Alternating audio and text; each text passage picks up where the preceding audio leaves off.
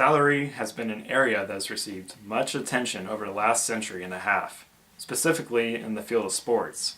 Professional athletes have fought to raise their salary drastically over the last century. However, even to this day, modern athletes have not reached the level that some athletes had already reached almost 2 centuries ago. In ancient Rome, charioteers could gather incredible wealth throughout their careers. Gaius Appius Diocles won over 35 million sesterces in Roman prize money through charioteering, which is equal to about $15 billion today, an amount which could provide a year's supply of grain to the entire city of Rome. Athletes have always been able to make a name for themselves in their societies, even throughout the Middle Ages and the Renaissance. However, it was an uphill battle through nearly 2 millennia to get back to even glimpsing portions of what it once was. One of the earliest organized sports in America was colonial slave boxing.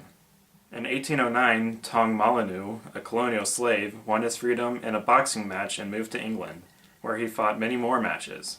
White men eventually became interested in the sport when they realized that there was money to be made, thus reviving the professional sport. The great revival of professional sports came with the birth of the first major baseball leagues.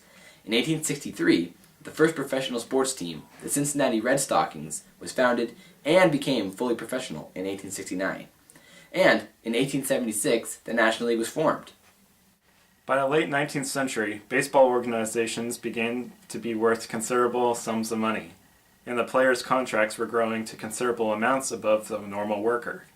Team owners wanted to keep the salary demands in check, so they created the reserve clause, allowing teams to reserve players for each season. If a player wanted to opt out of his contract, he would have to sit out a year. It became official on December 6, 1879. Owners realized that this would cause players to hop from team to team based on salary, so they rarely let it happen. Instead, they traded or sold the players. In the latter case, players would often hold out and not play until offered their expected sum of money. In 1890, players were determined to get more rights, so some of the players created a players' league in an attempt to fight for larger and longer contracts, as there were no long-term contracts like there are today because the reserve clause negates it. However, the players utterly failed in their attempt, and the Players' League only lasted 1 season. In 1901, the Western League, a minor league at the time, renamed themselves as the American League under the direction of Bancroft Johnson. The National League had limited salaries to $2,400 per year in 1901, which even in 1901 was pitifully low. Bancroft Johnson and other American League owners took advantage of this by stealing a number of significant National League players by offering them larger contracts. In fact, over 100 players left the National League to join the American League. 2 years later, in 1903, the National League saw that they could not beat out the American League, so they joined them, and had the champions of both leagues play each other in the World Series. In the early days of baseball, players' salary were not outstanding. The owners ruled the players with an iron fist. Only the best players would get the big money. An average player could only expect something just over minimum wage. George Wright, the first largely paid baseball player and the Cincinnati Red Stockings' best player, was paid $1,400 per season, which is equivalent to about $23,000 today. In 1899, the highest salary was Victor Willis, paid $1,800, but by 1910, Ty Cobb, receiving $9,000, had the highest pay. Later in his career, in 1921, Ty Cobb was paid $25,000 in a season. Though Cobb had an incredible year, with at the time astounding pay, soon the Great Bambino would take the spotlight. George Herman Ruth, soon to be known as Babe or the Bambino, would start his career in baseball in 1914 in Baltimore with a measly pay of just $600 a year. Throughout his record-breaking career, his pay was increased. With the plethora of home runs came the biggest salary in baseball's history. From 1922 to 1926, Babe Ruth was making $52,000 a year. The reason for the odd number so that he could say that he had made $1,000 a week. By 1932, it had increased to the inconceivable amount at the time to $75,000 a year, a 125-time increase of his first contract. These numbers blew the minds of the average person in their time. Americans were astounded at the idea that a ball player was making more than the President of the United States. Soon after the great Bambino era of baseball dominance ended, African Americans finally had a glimpse of hope to play at the same professional level as other white players.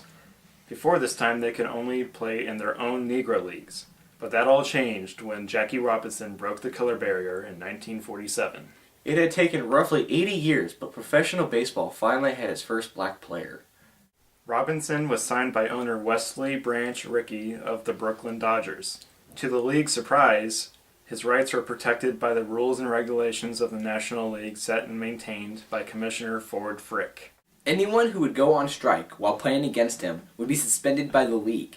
This led to many other black players joining the major leagues. However, by the end of the 1940s, only 4 teams in baseball had integrated: the Brooklyn Dodgers, the Cleveland Indians, the St. Louis Browns, and the New York Giants. Players' rights didn't again drastically increase until the formation of the MLBPA, or the Major League Baseball Players Association. The MLBPA was created in 1953, and in 1966, Marvin Miller was hired by the association. In the off-season of 1968, Miller began negotiation of the first collective bargaining agreement with the owners. It resulted in an increase of minimum salary from $6,000 to $10,000. Although in 1972 the league saw its first players strike in response to the owners' refusal to increase players' pension funds. The MLBPA had one of its biggest victories in 1975 with the Seats decision. The decision nullified the previously league-dominating reserve clause and replaced it with free agency. A very similar system is still used today. The year after free agency was applied to the MLB, the average salary in the MLB was about $45,000. Though, after 5 years of the free agent bidding, the average salary exploded to $144,000. 20 years later, 1995, the average contract was nearly $1.1 million, and even just 15 years later, in 2010, the average pay was $3.3 million. Clayton Kershaw, after recently signing a record-breaking contract, said, "I didn't really think about it in the terms of myself. I think you always think about the next guy. That's why our union is so good. We always try and set a precedent for the next guy." That has defined the reasons for why the players love the free agent policies and the MLBPA.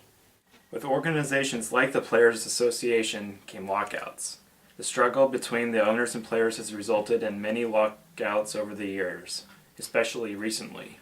The players are always trying to get more money, and the owners are always trying to retain as much money as they can. The most memorable baseball lockout for me was the 1994-1995 strike. Owners were wanting to introduce the salary cap, which was limiting how much any team could pay out in total salary. The players were opposed to such an idea because it would limit how much they could make in the future. The strike canceled the postseason. Other professional sports leagues have had their share of lockouts.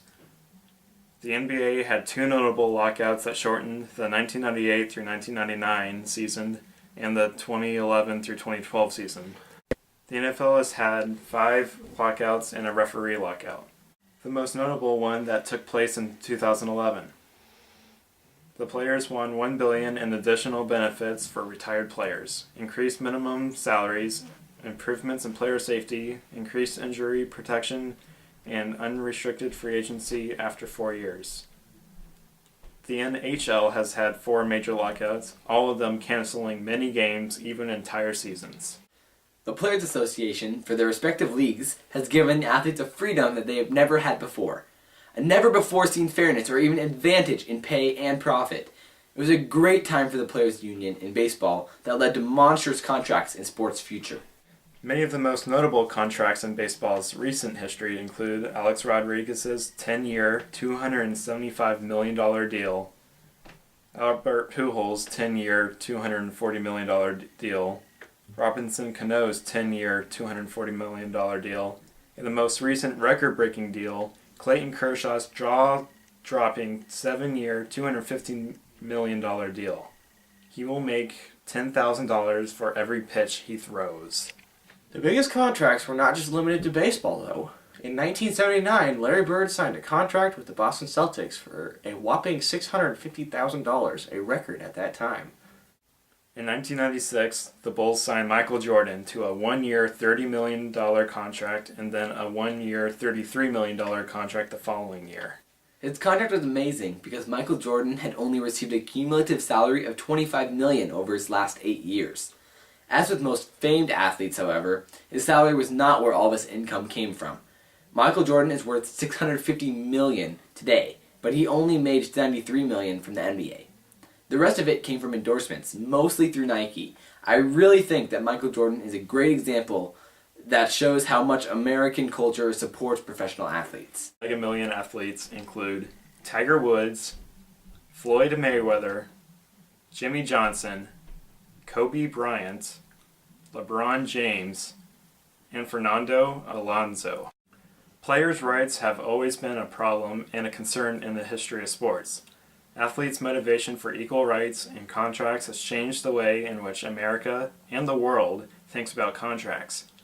Today's system was shaped by people and events, and it all pushed towards a common goal: equal rights for players in sports.